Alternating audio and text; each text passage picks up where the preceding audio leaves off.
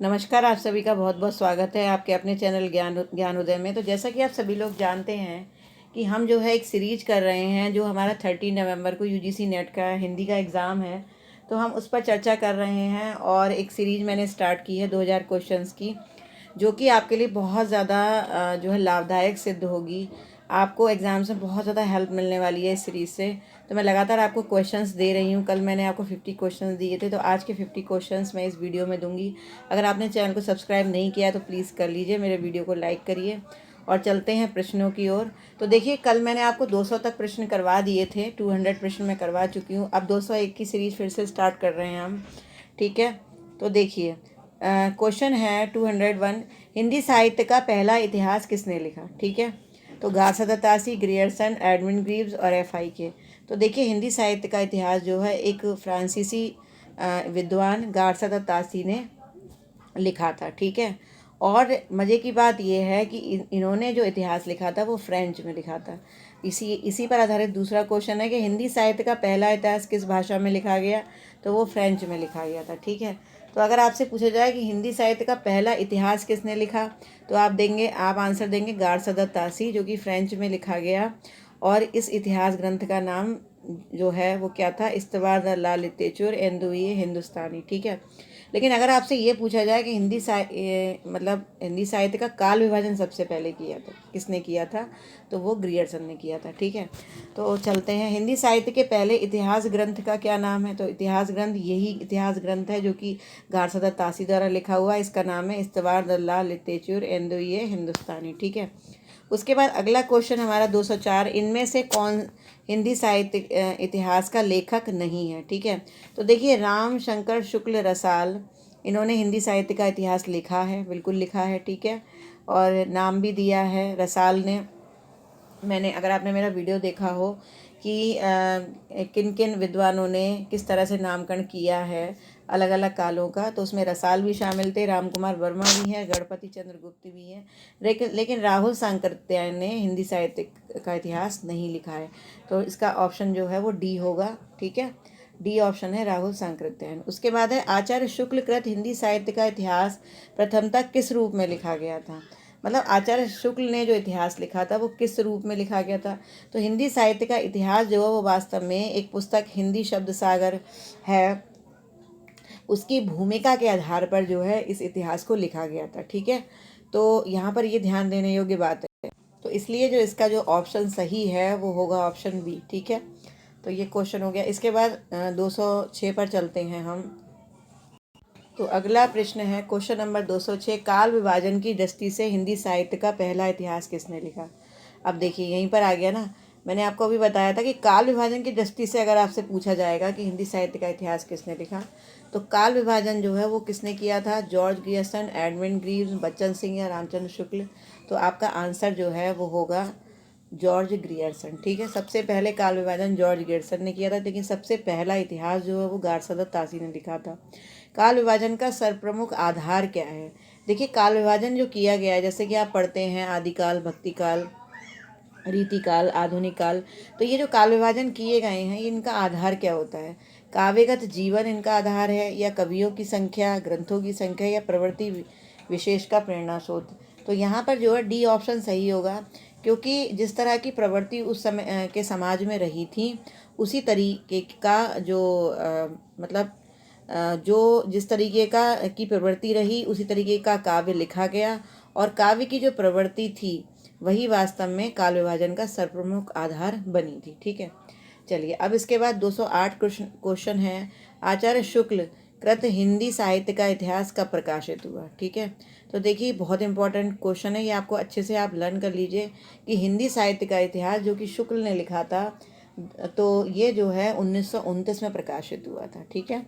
तो 1929 में आचार्य शुक्लकृत हिंदी साहित्य का इतिहास प्रकाशित हुआ, ठीक है। उसके बाद नेक्स्ट क्वेश्चन पर चलते हैं, आचार्य शुक्ल ने किसे सांप्रदायिक कहकर साहित्य के क्षेत्र से बाहर कर दिया। आचार्य शुक्ल ने किसे सांप्रदायिक कहा था और उन्होंने उसको साहित्य क्षेत्र में रखा ही नहीं, अपने इतिहास में ही नहीं रखा उन्होंने। तो इसके ऑप्शन है आरंभिक मुस्लिम काव्य, सिद्ध और नाथ साहित्य, सूफी काव्य और दरबार काव्य। तो देखिए, शुक्ल ने सिद्ध और नाथ साहित्य का जो है हमेशा खंडन किया था, और इन्होंने क्या कहा, इनको सांप्रदायिक कहा था, सिद्ध और नाथ साहित्य को, और इनको साहित्य से बाहर कर दिया था। ठीक है। फिर उसके बाद अगला क्वेश्चन है, डॉक्टर हजारी प्रसाद द्विवेदी के इतिहास ग्रंथ की क्या विशेषता नहीं है। देखिए, डॉक्टर हजारी प्रसाद द्विवेदी जी ने इतिहास लिखा, उसकी क्या विशेषता नहीं है। शुक्ल जी की कई मान्यताओं का खंडन। ठीक है। देखिए, जो आचार्य हजारी प्रसाद द्विवेदी जी थे, उन्होंने शुक्ल जी के द्वारा लिखी गई कई बातों का, कई मान्यताओं का खंडन किया। ठीक है, ये बात बिल्कुल सही है। सिद्धों और नाथों का कबीर पर प्रभाव। ठीक है, ये जो है बिल्कुल कबीर के बारे में बहुत ज़्यादा लिखा है हजारी प्रसाद द्विवेदी ने। अगर आप देखेंगे तो आपको बहुत कुछ मिलेगा। हजारी प्रसाद द्विवेदी की बहुत सारी कोटेशंस आपको कबीर पर ही मिलेंगी और अक्सर पूछी भी जाती हैं यूजीसी नेट के एग्ज़ाम में। तो सिद्धों और नाथों का कबीर पर प्रभाव, इस बात पर उन्होंने लिखा था। आदिकाल पर विस्तृत खोज। ठीक है, आदिकाल पर विस्तृत खोज उन्होंने की। आपको पता है हजारी प्रसाद द्विवेदी ने ही आदिकाल नाम दिया था। तो तीनों ऑप्शन जो हैं ये सही हैं, लेकिन किस विषय पर उन्होंने नहीं लिखा, वो है नया काल विभाजन। ठीक है, उन्होंने नए काल विभाजन पर कोई ऐसी प्रतिक्रिया नहीं दी थी, तो इसका ऑप्शन सी होगा। ठीक है। चलिए, अब इसके बाद नेक्स्ट क्वेश्चन जो है, हिंदी साहित्य का अतीत ग्रंथ के लेखक कौन है। ठीक है, तो हिंदी साहित्य का अतीत doctor Hazari Prasad Dwivedi, doctor Vishwanath Prasad Mishra, doctor Ramkumar Verma. ठीक है। चलिए, इसी में से तीन में से ही आपको बताना है। तो इसमें इसका जो सही ऑप्शन है वो है डॉक्टर विश्वनाथ प्रसाद मिश्र। ठीक है, इन्होंने हिंदी साहित्य का अतीत लिखा था। ठीक है, तो देखिए विश्वनाथ प्रसाद, इसकी ट्रिक भी मैं आपको बता देती हूँ कि विश्वनाथ का प्रसाद, देखिए विश्वनाथ कौन होता है, विश्वनाथ भगवान होते हैं, ईश्वर होता है विश्व का नाथ। ठीक है, और उसका आप प्रसाद खाएंगे। ठीक है, जब हम उसका प्रसाद खाते हैं तो क्या होता है, हमारा वर्तमान भी अच्छा हो जाता है, अतीत भी अच्छा हो जाता है, और हमारा भविष्य भी अच्छा हो जाता है। लेकिन यहाँ अतीत की बात कही गई है। ठीक है, तो प्रसाद खा करके हिंदी साहित्य का अतीत जो है वो बहुत अच्छा हो गया। तो इस तरह से आप लर्न कर सकते हैं हिंदी साहित्य का अतीत ग्रंथ के लेखक कौन थे, डॉक्टर विश्वनाथ प्रसाद मिश्र। ठीक है। चलिए, अब इसके बाद नेक्स्ट क्वेश्चन पर आते हैं। 212, हिस्ट्री ऑफ हिंदी लिटरेचर के लेखक कौन है। ठीक है, तो देखिए दो तरीके की बुक्स हैं, मतलब दो तरीके की किताबें लिखी गई हैं और दोनों के नाम एक जैसे हैं। एक है ए हिस्ट्री ऑफ हिंदी लिटरेचर और एक किताब का नाम है ए स्केच ऑफ हिंदी लिटरेचर। ठीक है, तो देखिए अगर ए हिस्ट्री ऑफ हिंदी लिटरेचर, तो उसमें एफआई के, ग्रियर्सन, बूलर और एडमंड ग्रीव में से जो सही आंसर होगा वो होगा एफआई के। ठीक है, एफआई के जो थे विद्वान, इन्होंने ए हिस्ट्री ऑफ हिंदी लिटरेचर लिखा था। लेकिन अगर पूछा जाता है आपसे स्केच ऑफ हिंदी यानी स्केच ऑफ हिंदी लिटरेचर, तो इसका जो आंसर होगा वो एडमंड ग्रीव्स होगा। ठीक है, एडमंड ग्रीव्स ने जो है स्केच लिखा था। ठीक है, तो इस चीज़ का आपको ध्यान रखना है। अब बात ये आती है कि इसको आप लर्न कैसे रखेंगे। ठीक है, तो आप इसको ऐसे लर्न करेंगे कि हिस्ट्री ऑफ हिंदी लिटरेचर, देखिए एफ आई के को आप फिक लिखेंगे। ठीक है, एफ आई के को आप क्या लिखेंगे, फिक। और फिक का मतलब क्या होता है, फिक मीन्स फेंकना, कोई भी किसी भी चीज़ को फेंकना। ठीक है, तो देखिए आप ऐसे याद कर लीजिए कि ए हिस्ट्री ऑफ हिंदी लिटरेचर लिखा और उसके बाद इसको ये फेंक गया, मतलब इसको फेंक दिया गया। ठीक है, तो जैसे ही आपको फिक याद आएगा ना कि फेंक दिया गया, वैसे ही याद आ जाएगा आपको एफ आई के। ठीक है, तो ऐसा कुछ नहीं हुआ था कि लिटरेचर को लिख करके फेंक दिया गया, लेकिन मैं आपको सिर्फ ट्रिक याद रख करवा रही हूँ। जबकि स्केच, अब देखिए आपको पता है कि जब हम कोई ग्रुप बनाते हैं तो उसमें एडमिन होता है ना, एडमिन, यहाँ पर एडविन है लेकिन हमें एडमिन याद रखना है। ठीक है, तो जो एडमिन होता है वो क्या करता है, एडमिन जो है, अगर हम ग्रुप में एडमिन को ही चूज़ कर लेते हैं तो एडमिन ही ग्रुप में मैसेज कर सकता है। ठीक है, तो एडमिन क्या करता है, सबको चूज़ करता है और सबके स्केच बना सकता है, लेकिन बाकी लोग कुछ भी ऐसा नहीं कर सकते। तो एडमिन क्या बनाता है, स्केच बनाता है। ठीक है, तो इस तरह से आप याद रख लीजिए। उसके बाद अगला जो हमारा प्रश्न है, मिश्र बंधु विनोद का प्रकाशन काल क्या है। ठीक है, मिश्र बंधु विनोद जो देखिए जो लिखी गई थी रचना मिश्र बंधु विनोद के द्वारा, तो इसका जो प्रकाशन काल है वो माना जाता है 1913। ठीक है, 1913 जो है मिश्र बंधु का प्रकाशन काल है, मिश्र बंधु विनोद का। ठीक है, चलिए अब इसके बाद नेक्स्ट क्वेश्चन पर हम चलते हैं।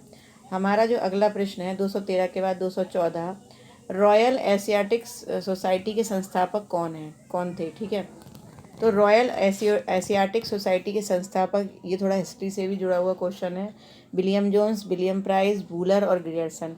तो वास्तव में ये जो थे, ये थे विलियम जोन्स। ठीक है, विलियम जोन्स जो थे, ये रॉयल एशियाटिक सोसाइटी के वास्तव में संस्थापक थे।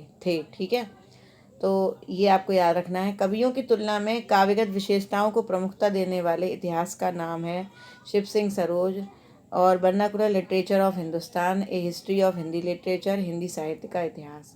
तो ऐसा कौन सा इतिहास है, ऐसी मतलब कौन सा ऐसा इतिहास है, ऐसी कौन सी पुस्तक है जिसमें कवियों की तुलना में काव्यगत विशेषताओं को प्रमुख स्थान मिला है। ठीक है, कवियों को इतना महत्व नहीं दिया गया जितनी काव्यगत विशेषताओं को महत्व दिया गया है। तो ये जो है वास्तव में रामचंद्र शुक्ल जी के हिंदी साहित्य के इतिहास में ऐसा हुआ है कि रामचंद्र शुक्ल जी ने काव्यगत विशेषताओं को ज़्यादा महत्व दिया है कवियों की तुलना में। ठीक है, तो ये बहुत अच्छा प्रश्न है। उसके बाद आगे चलते हैं। आचार्य रामचंद्र शुक्ल के इतिहास की रिक्तियों, 216 पर हम बात कर रहे हैं। आचार्य रामचंद्र शुक्ल के इतिहास की रिक्तियों को भरते हुए उसमें सुधार कर नए तथ्य उजागर करने वाले विद्वान थे। ठीक है, तो रामचंद्र शुक्ल की रिक्तियों को देखिए, रामचंद्र शुक्ल से जो कमियां रह गई थी, ठीक है, उनको सुधार कर नए तथ्यों को किसने पूरा किया था।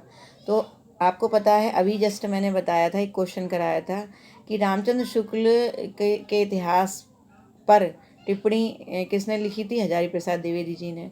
तो इन्होंने ही उसमें नए तथ्य भी उजागर किए थे, तो इसका आंसर हजारी प्रसाद द्विवेदी होगा। ठीक है, चलिए अब इसके बाद 217 प्रश्न पर चलते हैं।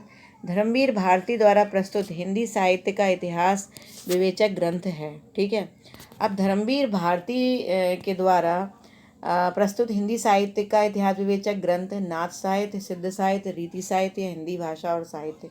तो मैं आपको बताऊं कि धर्मवीर भारती जो थे, उन्होंने वास्तव में सिद्ध साहित्य पर अधिक लिखा था। ठीक है, हिंदी साहित्य का इतिहास पर उन्होंने सिद्ध साहित्य पर अधिक जोर दिया था। ठीक है, क्योंकि जो धर्मवीर होता है वही सिद्ध होता है। तो ऐसे याद कर लीजिए कि धर्मवीर भारती ने सिद्ध साहित्य पर लिखा था। उसके बाद आगे चलते हैं। भारत का सबसे पहला पत्र कौन सा था, ये सभी को पता होता है, बिल्कुल सिंपल क्वेश्चन है।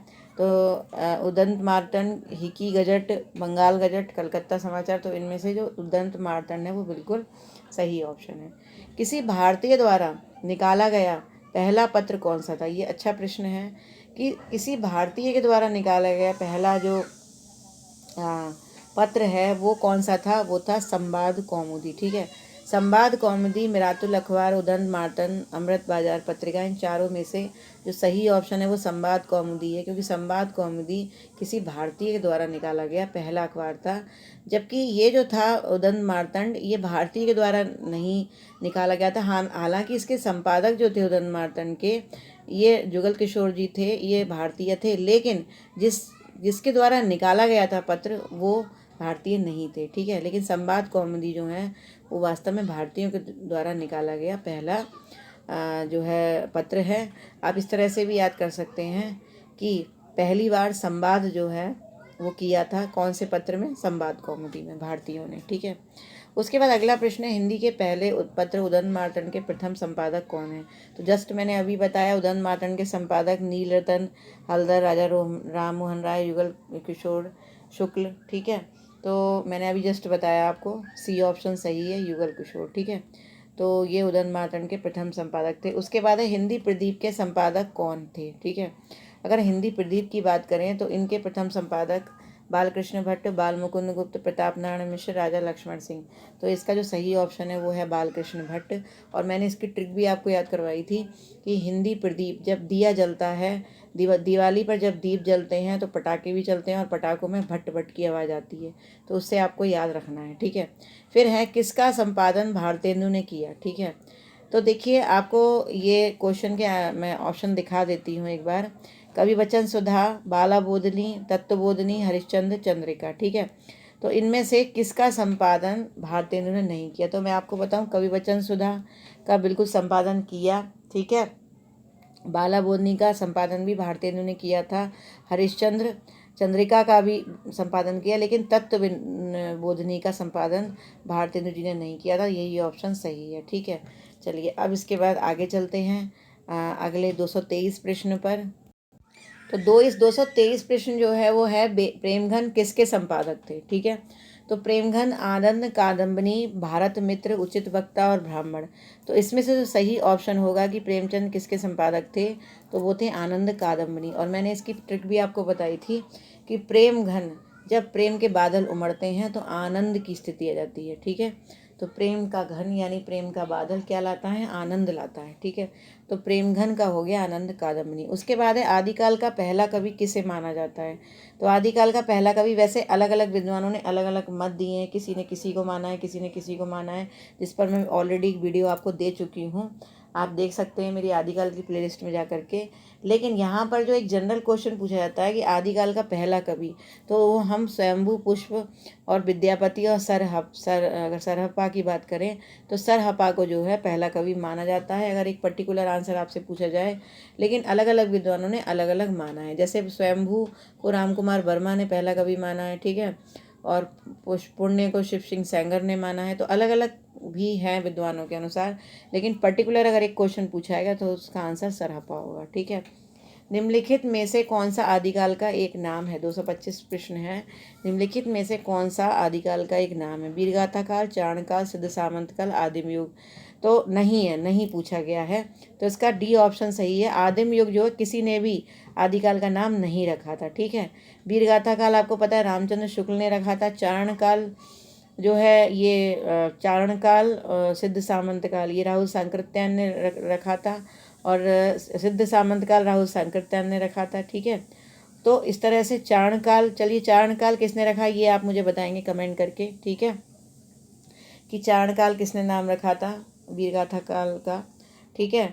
और आदिम युग कोई नाम ही नहीं है, तो इस तरीके से हम देखें तो आदिम युग कोई नाम नहीं है, तो इसका जो डी ऑप्शन है वो सही होगा, ठीक है। उसके बाद आगे चलते हैं, फिर है आदिकाल का आरंभ कब से माना जाता है, ठीक है। आदिकाल का आरंभ जो है 993 ईस्वी, 700 ईस्वी, संवत 1375 या संवत 1100, ठीक। तो आदिकाल का जो आरंभ जो है वो वास्तव में माना जाता है 700 ईस्वी, ठीक है। आपको मालूम है स्वयंभू जो है वो 8वीं शती के थे, और मतलब उसी टाइम स्वयंभू से पहले आए थे अब्दुल रहमान, ठीक है, और भी कुछ विद्वान आए थे, तो वो 7वीं शती के थे, ठीक है। और उसी समय यानी कि इस 700 ईस्वी में शुरुआत हो गई थी आदिकाल की, ठीक है। आदिकाल को सिद्ध सामंत काल किसने कहा, मैंने जस्ट अभी आपको बताया। आदिकाल को सिद्ध सामंत काल कहने वाले कौन थे, ये थे राम कुमार वर्मा, आचार्य शुक्ल, हजारी प्रसाद द्विवेदी या राहुल सांकृत्यायन। तो इसका सही आंसर क्या है, राहुल सांकृत्यायन। राहुल सांकृत्यायन ने जो आदिकाल है उसको सिद्ध सामंत काल कहा था, ठीक है। उसके बाद है आदिकाल में कितने प्रकार की रचनाएं देखने को मिलती हैं, 4, 2, 3 या 5। तो देखिए आदिकाल में हमें 3 प्रकार की रचनाएं देखने को मिलती हैं। एक मिलता है सिद्ध साहित्य, ठीक है, एक मिलता है नाथ साहित्य आदिकाल में, और एक मिलता है रासो साहित्य। तो ये 3 प्रकार की रचना जो है हमें देखने को मिलती हैं, तो इसका जो सही ऑप्शन होगा वो होगा बी, ठीक है। चलिए अब इसके बाद नेक्स्ट प्रश्न पर हम चलते हैं। रासूय से रासों की उत्पत्ति किसने मानी है। देखिए मैंने आपको करीब 10-11 विद्वान मैंने आपको बता रखे हैं अपने वीडियो में कि किसने रासो शब्द की उत्पत्ति कैसे मानी थी, और बाकायदा ट्रिक से बता रखे हैं। तो आप देख सकते हैं मेरी जो है आदिकाल की प्लेलिस्ट में जा कर के। अगर आपको ये नहीं याद है तो आप बहुत अच्छे से याद हो जाएंगे अगर एक बार भी ये वीडियो देख लेंगे। तो मैं आपको बताती हूँ, देखिए राष्ट्रीय यज्ञ जो है गारसदा तासी, काशी प्रसाद जायसवाल, चंद्रवली पांडे और माता प्रसाद गुप्त, इन चारों में से जो सही ऑप्शन है वो है गारसदा तासी। गारसदा तासी ने रासूय से रासों की उत्पत्ति मानी है, ठीक है। उसके बाद 230 प्रश्न है, आचार्य शुक्ल ने रासों की उत्पत्ति किससे मानी है, ठीक है। तो आचार्य शुक्ल ने जो रासों की उत्पत्ति मानी है, रासक, रास, रहस्य या रसायन। तो मैंने इसकी ट्रिक भी आपको बता रखी है कि शुक्ल ने जो है माना था रसायन शब्द से रासों की उत्पत्ति, ठीक है। तो देखिए अगर मैं सारे 50 क्वेश्चन एक वीडियो में कराऊंगी तो वीडियो बहुत ज़्यादा लंबा हो जाएगा, ठीक है। और बहुत ज़्यादा वीडियो जब लंबा हो जाता है तो थोड़ा सा बोरियत महसूस होती है लगातार पढ़ते पढ़ते आपको भी।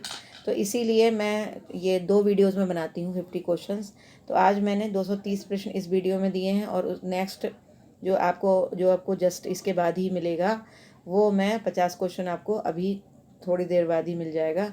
तो ये मैं आपको 20 क्वेश्चन की सीरीज और दूंगी, तो इस तरह से 50 क्वेश्चन आज के आपके कंप्लीट हो जाएंगे।